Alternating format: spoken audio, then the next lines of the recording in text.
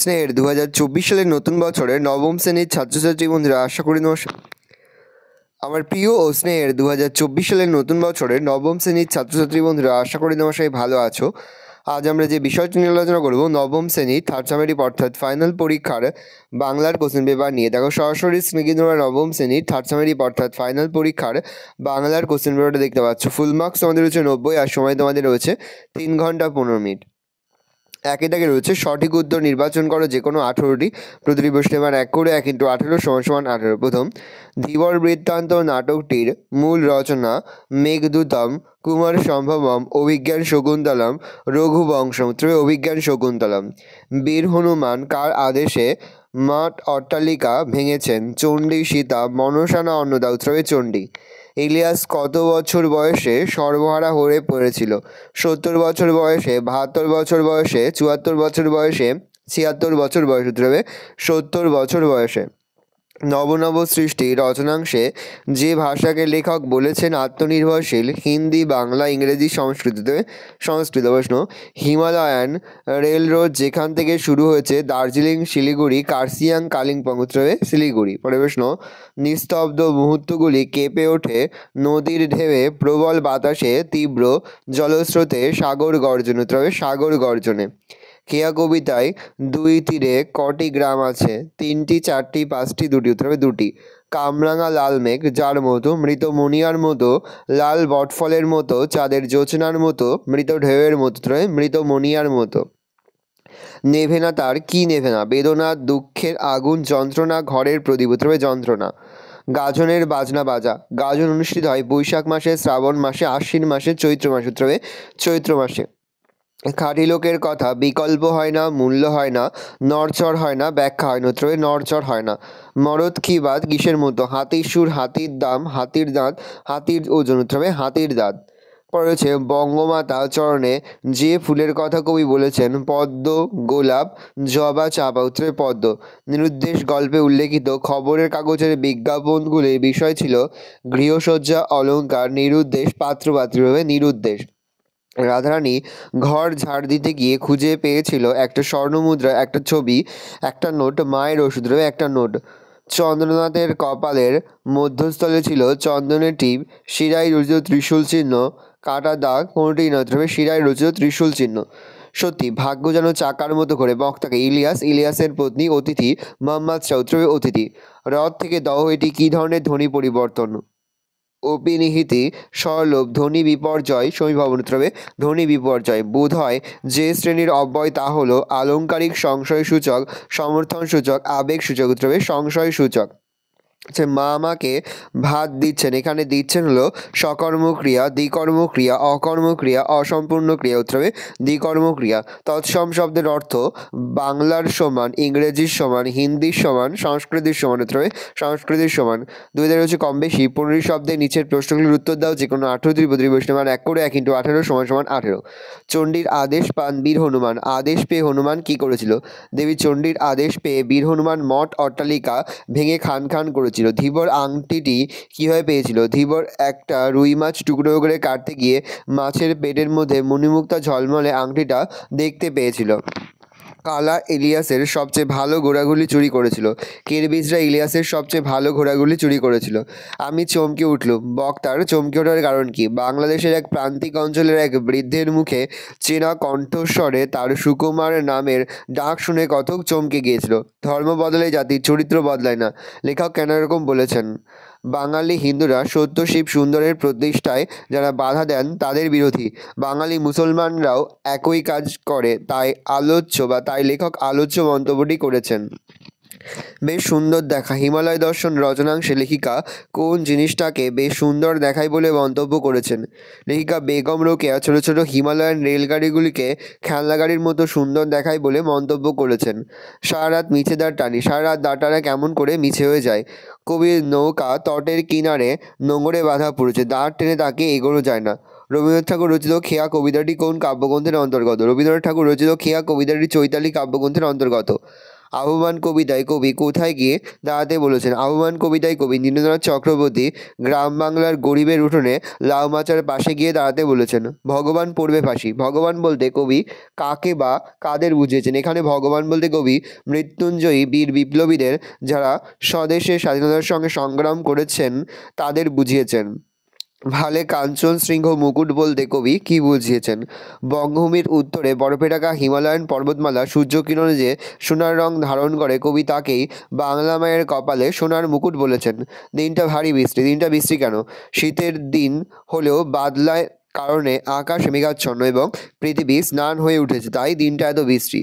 রাধারানী প্রাপ্ত টাকা ভাঙিয়ে কি করেছিল? রাধারানী বাজারে গিয়ে প্রাপ্ত টাকা ভাঙিয়ে মায়ের পথ্য তৈরি জিনিসপত্র ও প্রদীপ তেল কিনেছিল। স্কুলের সঙ্গে চন্দ্রনাথ কিভাবে সব সম্পর্ক মিটিয়ে দিয়েছিল? 2-3 মাসের মাইনে বাড়তি দিয়ে সব দেনা পাওনা মিটিয়ে চন্দ্রনাথ স্কুলের সঙ্গে সব সম্পর্ক শেষ করে দিয়েছিল। তদ্ভব শব্দ কাকে বলে? যেসব শব্দ সংস্কৃত থেকে সোজাসুজি বাংলায় আসেনি, মধ্যবর্তী পর্বে প্রাকৃতের মাধ্যমে পরিবর্তন লাভ করে বাংলা এসেছে, তাদের তদ্ভব শব্দ বলা হয়। তৎ সংস্কৃত আর ভব উৎপন্ন, অর্থাৎ তদ্ভব কথাটির অর্থ সংস্কৃত থেকে উৎপন্ন। অর্থদর্শন শব্দ কাকে বলে? যেসব সংস্কৃত শব্দ কিছুটা পরিবর্তিত হয়ে বাংলা ভাষায় গৃহীত হয়েছে, সেগুলিকে বলা হয় অর্থদর্শন শব্দ। যেমন জ্যোৎস্না থেকে জ্যোৎস্না, শ্রাদ্ধ থেকে শ্রাদ্ধ, গৃহিণী থেকে গিন্নি, বৈষ্ণব থেকে বৈষ্ণব, কুৎসিত থেকে কুৎসিত। পদ বলতে কি বোঝো? বাক্যে ব্যবহৃত বিভক্তিযুক্ত শব্দকে পদ বলা হয়। পদ প্রধানত দুই প্রকার, যথা নামপদ আর ক্রিয়াপদ। প্লুতস্বর কাকে বলে? যখন কোনো স্বরধ্বনিকে অতি দীর্ঘরূপে উচ্চারণ করা হয়, তখন তাকে প্লুতস্বর কোনো স্বরধ্বনিকে বলে। একটি বাক্যে নামধাতুক ক্রিয়ার উদাহরণ দাও। আয়েশা পড়াশোনা করছে। এই বাক্যে করছে ক্রিয়াপদটি যে কর ধাতুর সঙ্গে চেয়ে বিভক্তি যুক্ত হয়ে। নদী আপনা বেগে পাগল পাড়া। পাড়া কী ধরনের অব্যয়? আলংকারিক অব্যয়। তাহলে হচ্ছে কম বেশি 60টি শব্দে নিচে যে কোনো একটি প্রশ্ন দিলে প্রশ্নের মান 3। পাশে পাশে সকলে তাকে ঈর্ষা করে। তাকে বলতে কার কথা বলা হয়েছে? সেই ব্যক্তিকে। ঈর্ষার কারণ কি? 1+2। উদ্দিষ্ট ব্যক্তি লিও তলস্টয় রচিত ইলিয়াস গল্প থেকে উদ্ধৃতাংশে তাকে বলতে কাহিনীর প্রধান চরিত্র বাকির জনগোষ্ঠীভুক্ত ইলিয়াসকে বোঝানো হয়েছে। ঈর্ষার কারণ 35 বছরের অক্লান্ত পরিশ্রমে ইলিয়াস বিপুল সম্পত্তির মালিক হয়ে ওঠে। 200 ঘোড়া, 150 গরুমোষ, 1200 ভেড়া ও ভাড়াটে মজুরের মনিব হয়ে ওঠে ইলিয়াস। তার এই সমৃদ্ধি এবং প্রচুর ধনসম্পত্তি দেখে প্রতিবেশীরা হিংসা করতে শুরু করে। পরের প্রশ্ন, আমার ছাত্র আমাকে অমর করে দিয়েছে। বক্তার ছাত্র কাকে কিভাবে অমর করেছে? নারায়ণ গঙ্গোপাধ্যায়ের দাম ছোট গল্পে ছাত্র তার ছোটবেলার অঙ্কের মাস্টারমশাইকে অমর করে দিয়েছে। অমরতা দান। অঙ্কে অসাধারণ দক্ষ মাস্টারমশাই ভাবতেই পারতেন না যে তার ছাত্ররা অঙ্ক পারবেন না। মেরে বকে ছাত্রদের নিয়ে অঙ্ক শেখাতে চাইতেন, ফলে ছাত্রদের কাছে তিনি ছিলেন বিভীষিকা। তার এক ছাত্র সুকুমার পরবর্তীকালে মাস্টারমশাইকে নিয়ে তার বিভীষিকাময় অভিজ্ঞতা একটি পত্রিকায় লিখেছেন। সেটি পড়ে মাস্টারমশাইয়ের মনে হয়েছিল ছাপার অক্ষরে তার কথা লিখে তাকে অমর করে দিয়েছেন। চারিদিকে রয়েছে কম বেশি 60টি শব্দের নিচে যে কোনো একটি প্রশ্ন দিলে প্রশ্নের মান 3। বিপাকে ভবন ছাড়ি প্রজা দিল র। র শব্দের অর্থ কি? কোথাকার প্রজারা কি কারণে বিপাকে পড়েছিল? শব্দের অর্থ কলিঙ্গ দেশে ঝড় বৃষ্টি কাব্যাংশ থেকে নেওয়া। উদ্ধৃতাংশে উল্লেখিত র শব্দের অর্থ পালিয়ে যাওয়া। বিপাকে পড়ার কারণ দেবী চণ্ডী ইচ্ছানুযায়ী কলিঙ্গ দেশে প্রবল ঝড় বৃষ্টি বিপর্যয় ডেকে আনে। আকাশ ঘন মেঘে ঢেকে যায়। ঘন অন্ধকারে প্রদের নিজেদের চেহারা পর্যন্ত দেখার উপায় থাকে না। প্রবল বৃষ্টির সঙ্গে মেঘের গভীর গর্জন ও ঝড়ের তাণ্ডবে সেখানকার প্রজারা বিপদের আশঙ্কায় ঘরবাড়ি ছেড়ে পালিয়ে যায়। পৃথিবীতে কত দ্বন্দ্ব, কত সর্বনাশ, এই কথা বলতে কবি কি বলতে চেয়েছেন? কবির বক্তব্য। খেয়া কবিতার উদ্ধৃত পংক্তিতে কবি রবীন্দ্রনাথ নাগরিক জীবন ও গ্রামীণ জীবনের একটি তুলনামূলক ছবি পাঠকের সামনে তুলে ধরেছেন। নাগরিক জীবন ক্ষমতার দখলের লড়াই উত্তাল। রাষ্ট্রনায়কেরা সেখানে আত্মপ্রতিষ্ঠার লড়াই ব্যস্ত। ঘটে চলে সাম্রাজ্যের উত্থান পতনের কাহিনী। ইতিহাসের অধ্যায় পাল্টে যায় রক্তাক্তের পথ ধরে। মানুষ পারস্পরিক হানাহানি ও দ্বন্দ্বে লিপ্ত হয়। এই হিংসা ও লড়াই পৃথিবীর বুকে ডেকে আনে চরম সর্বনাশ। পরে হচ্ছে 5 থেকে কম বেশি 60টি শব্দে নিচে যে কোনো একটি প্রশ্ন দিলে প্রশ্নের মান 3। ইহার সৌন্দর্য বর্ণাতীত। কিসের কথা বলা হয়েছে? প্রথম তাকে সামনাসামনি দেখা দৃশ্যটি উল্লেখ করো। হিমালয় দর্শন রচনায় রেলপথে যাওয়ার সময় লেখিকা বেগম রোকেয়া যে জলপ্রপাতগুলি দেখেছিলেন আলোচ্য উদ্ধৃতাংশে সেগুলির কথা বলা হয়েছে। সামনাসামনি দেখা দৃশ্য লেখিকার মনের মধ্যে পাহাড়ের পাষাণ হৃদয় ভেদ করে ঝর্ণার ছুটে চলা বিস্ময় জাগায়। যখন একটা বড় ঝর্ণার কাছে ট্রেন থামে তখন লেখিকার মনে হয় যে তাদের প্রাণ ভরে জলপ্রবাহ দেখার সুযোগ করে দিতেই ট্রেন থেমেছে। পরে অবশ্য জানতে পারেন জল পরিবর্তনের জন্য ট্রেনের এই থামা, তবে তাদের ঝর্ণা দেখার আকাঙ্ক্ষা এই কারণেই পূরণ হয়েছিল। বাঙালির হিয়া অমিয়া মথিয়া নিমাই ধরেছে কায়া পংক্তিটির তাৎপর্য বিশ্লেষণ করো। সত্যেন্দ্রনাথ দত্তের লেখা আমরা কবিতা থেকে উদ্ধৃত পংক্তি নেওয়া হয়েছে। পংক্তিটির আক্ষরিক অর্থ হল বাঙালি হৃদয়ের অমৃত বন্ধন করে মহাপ্রভু শ্রীচৈতন্যদেব দেহধারণ করেছেন। অমিয় শব্দের অর্থ অমৃত বা সুধা, অর্থাৎ যা পান করলে অমর হওয়া যায়। কিন্তু এক্ষেত্রে অমিয় বলতে বাঙালি হৃদয়ের যাবতীয় সদ্গুণ যেমন দয়া, প্রেম, ভালোবাসা, ভক্তি, সততাকে বোঝানো হয়েছে। বাঙালি হৃদয়ের এই যাবতীয় গুণই মহাপ্রভু শ্রীচৈতন্যের মধ্যে প্রকাশিত হয়েছে। পড়েছে 6 দাগে কম বেশি 7টি শব্দে নিচে যে কোনো একটি প্রশ্ন দেওয়া প্রশ্নের মান 3। শকুন্তলা অপমানিত হলেন রাজসভায়। শকুন্তলার এই অপমানের কারণ কি? শকুন্তলা ছিলেন মহর্ষি কর্ণের পালিতা কন্যা। শকুন্তলার অপমানের কারণ দুষ্মন্ত যখন শকুন্তলাকে বিবাহ করে তার কাছ থেকে বিদায় নিয়েছিলেন তখন তাকে একটি আংটি পরিয়ে দিয়েছিলেন। শকুন্তলাকে দুষ্মন্তের কাছে পাঠানোর সময় শকুন্তলার সখীরা মনে করে যে দুর্বাসার অভিশাপকে ব্যর্থ করার জন্য এই আংটি হবে স্মারক চিহ্ন, কিন্তু দুর্ভাগ্যবশত যাওয়ার পথে স্নানের সময় শকুন্তলার হাত থেকে আংটিটি খুলে জলে পড়ে যায়। রাজসভায় শকুন্তলা কোনো স্মারকচিহ্ন দেখাতে না পারায় অপমানিত হন। তাদের জীবিকা বেশ পবিত্র বলতে হয় দেখছি। বক্তাকে উদ্দেশ্য করে কথাটি বলেছিল এই ব্যক্তির প্রতিজ্ঞা কী ছিল? উদ্দিষ্ট ব্যক্তি কালিদাসের ধীবর বৃত্তান্ত থেকে নেওয়া নাট্যদৃশ্যে রাজলোক ধীবরকে উদ্দেশ্য করে প্রশ্নটিত মন্তব্যটি করেছেন। উদ্দিষ্ট ব্যক্তির প্রক্রিয়া ধীবরের পেশা নিয়ে রাজসেলক ব্যঙ্গ করলে ধীবর তার তীব্র প্রতিবাদ করে, সেরকম কথা বলতে রাজসেলককে নিষেধ করে এবং আরও বলে মানুষ যে বৃত্তি নিয়ে জন্মেছে তা নিন্দনীয় হলেও কখনো পরিত্যাগ করা উচিত নয়। বেদজ্ঞ ব্রাহ্মণের উদাহরণ দিয়ে সে জানায় সবে তাই পর্ব 16 যুগের পশুবধের সময় নির্দয় হন, অর্থাৎ কোনো পেশায় সম্পূর্ণভাবে ত্রুটিহীন নয়। 6 দাগে রয়েছে কম বেশি 7টি শব্দে নিচের যে কোনো একটি প্রশ্ন দেওয়া প্রশ্নের মান 3। 1 মাসের মধ্যেই আমার পরিকল্পনা বাস্তবে পরিণত হলো। কোন পরিকল্পনার কথা বলা হয়েছে লেখো। তোমাদের সহায়ক পাঠ স্বর্ণপণি থেকে দেওয়া হয়েছে। স্বর্ণপণির পাতা খেয়ে গিরিবাসী উকিল জয়গোপাল মিত্র সেরে যাওয়ার পরে গিরিতে এই ওষুধের কথা ছড়িয়ে পড়ে, কিন্তু শুকনো পাতা গুঁড়ো করে দুধে মিশিয়ে খাওয়ার প্রাচীন পদ্ধতিটা শঙ্কুর ভালো লাগছিল না। তাই তিনি স্বর্ণপণির বড়ি তৈরির পরিকল্পনা নেয়। 25 বছরের জন্মদিনে গরমের ছুটিতে বাড়িতে বসে তিনি একটা কল বানান, যার হাতল ঘোরালে কলের নিচে দিয়ে বেরিয়ে আসে একটার পরে একটা বড়ি। সেই মুহূর্তে এই বড়ির নাম তিনি দেন মিরাকিউরল। কথাটা শুনে আমার মনে একটা মিশ্র ভাব দেখা দিল। মন্তব্যটি ব্যাখ্যা করো। সার্ডাস প্রফেসর শঙ্কুর মিরাকিউরল বড়ির কেমিক্যাল অ্যানালিসিস করিয়ে আনার পর দেখা যায় সেখানে সমস্ত রকম ভিটামিন তো আছে, তার সঙ্গে potassium, calcium, phosphorus, iron, iodine ইত্যাদি উপাদানও আছে। আর আছে এমন একটি উপাদান যার কোনো পরিচয় রসায়নে নেই, যে কারণে কোনো ল্যাবরেটরিতে কৃত্রিম উপায়ে এই ওষুধ তৈরি করা যাবে না। শঙ্কু সেই ওষুধের একমাত্র স্বত্বাধিকারী। কথাটি শঙ্কুর মধ্যে মিশ্র ভাব জাগায়। তার কারণ ওষুধ শুধু তারই জিনিস ভাবতে ভালো লাগলেও ওষুধটাকে বাজারে ছাড়া না গেলে কোটি কোটি মুমূর্ষু মানুষ এর সাহায্য থেকে বঞ্চিত হবে। 8 দাগে রয়েছে কম বেশি 150 শব্দে নিচে যে কোনো একটি প্রশ্ন দেওয়া প্রশ্নের মান 5।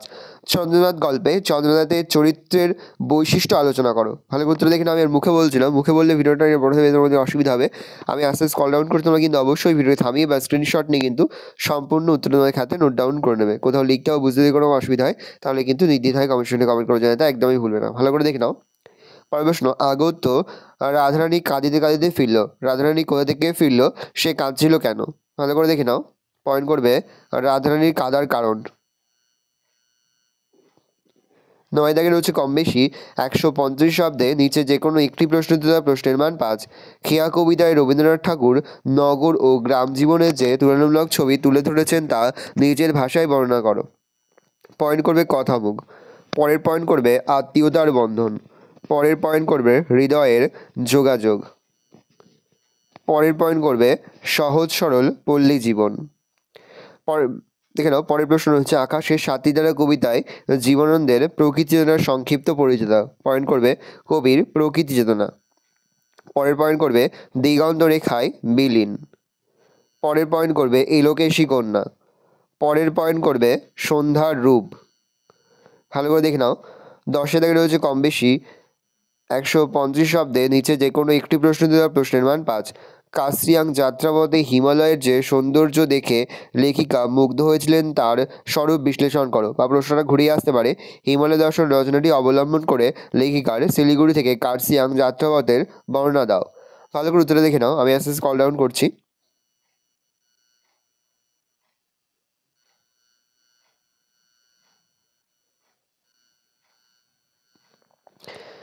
পরের প্রশ্ন অধিকাংশ নিরুদ্দেশের বিজ্ঞাপনের ইতিহাসও এই বিজ্ঞাপনের কোন ইতিহাসের কথা এখানে বলা হয়েছে তা নিজের ভাষায় লেখো।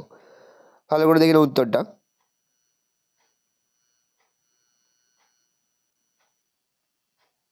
পরের প্রশ্ন 11 হচ্ছে কম বেশি 150 শব্দে নিচে যে কোনো একটি প্রশ্ন দিলে প্রশ্নের মান 5। ধীবর বৃত্তান্ত নাট্যদৃশ্যে ধীবরের চরিত্রকে যেভাবে পাওয়া যায় তা নিজের ভাষায় লেখো। ভালো করে দেখে নাও। পয়েন্ট করে কথা মুখ। পরের পয়েন্ট করবে পেশার প্রতি মর্যাদাবোধ। পরের পয়েন্ট করবে সততা।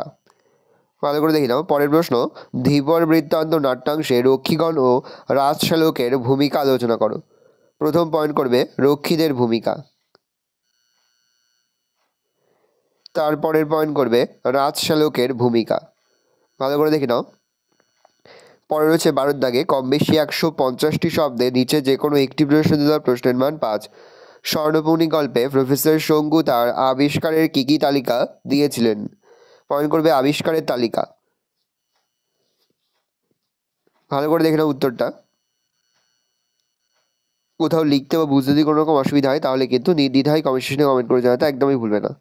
পরের প্রশ্ন এইটাই যে স্বর্ণপণি তাতে কোনো সন্দেহ নেই, কে কীভাবে স্বর্ণপণি পেয়েছিলেন বিবৃত করো। ভালো করে দেখে নাও উত্তরটা। তারপরে তোমাদের রয়েছে 13 দাগে কম বেশি 300 শব্দে নিচের যে কোনো একটি বিষয় অবলম্বনে প্রবন্ধ রচনা করো। প্রশ্নের মান 10। বাংলার উৎসব, বিজ্ঞান ও কুসংস্কার, পরিবেশ রক্ষায় ছাত্র সমাজ, একজন আদর্শ মহাপুরুষ, দেশভ্রমণ শিক্ষার অঙ্গ। 5টি প্রবন্ধ রচনায় কিন্তু এবছরের ফাইনাল পরীক্ষার জন্য খুবই গুরুত্বপূর্ণ, সেহেতু 5টি প্রবন্ধ রচনায় কিন্তু খুব ভালো করে তোমরা অধ্যয়ন করবে। এর থেকে একটা কিন্তু কমন পেয়ে যাবে। 14 দাগে রয়েছে নির্দেশ অনুসারে নিচে যে কোনো একটি প্রশ্ন দেওয়া প্রশ্নের মান 4। প্রদত্ত অংশের ভাবার্থ লেখো। ভালো করে দেখে নাও। প্রথমে এটা পড়ে নেবে, তারপর এটার ভাবার্থ লিখতে হবে। পরে হচ্ছে প্রদত্ত রচনার 1/3 শব্দের মধ্যে সারাংশ লেখো। এই গল্পটা পড়ে নিয়ে এটার সারাংশ লিখতে হবে। ভালো করে দেখে নাও। পরে হচ্ছে কম বেশি 150 শব্দে নিচের সংকেত সূত্র অবলম্বন করে একটি গল্প রচনা করো। ভালো করে দেখে নাও। পরে হচ্ছে ভাব সম্প্রসারণ করো। স্বার্থভগ্ন যে জন বিমুখ বৃহৎ জগৎ হতে সে কখনো শেখেনি বাঁচিতে। ভালো করে দেখে নাও। এই রয়েছে টোটাল তোমাদের থার্ড সেমেটিভ অর্থাৎ ফাইনাল পরীক্ষার নবম শ্রেণীর বাংলার কোশ্চেন পেপার। ভালো করে কোশ্চেনটা দেখে নাও। আশা করি ভিডিওটা ভালো লেগেছে।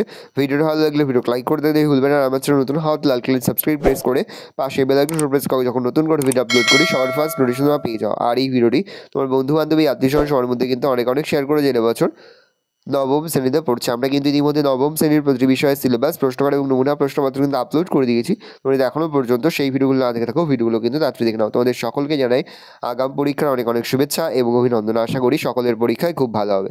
একেবারে ভিডিও শেষে স্ক্রিনে তোমরা একটা প্লেলিস্ট দেখতে পারবে, তারপরে ক্লিক করলেই সমস্ত ভিডিওগুলো কিন্তু তোমরা পর দেখে নিতে পারবে। ভালো তোমরা কোশ্চেন